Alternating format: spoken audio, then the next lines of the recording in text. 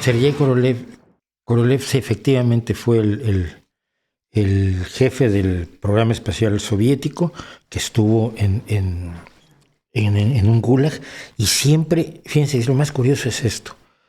Korolev, y lo vi en una entrevista con su hija, Korolev siempre pensó que Stalin no sabía que se lo habían llevado a un gulag porque si Stalin lo hubiera sabido no lo hubiera permitido.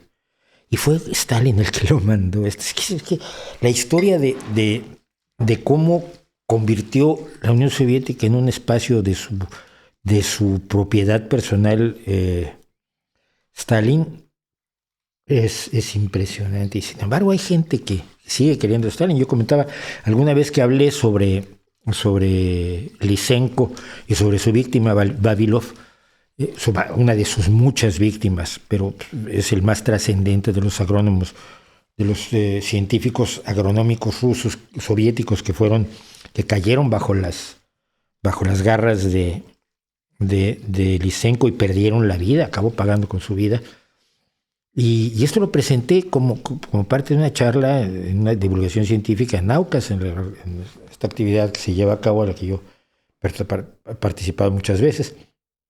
Y después de que di mi charla fui al baño, estaba todavía la gente adentro viendo otras charlas, y salió una chica de unos 30 años a decirme, pero ¿cómo te atreves a meterte con Stalin?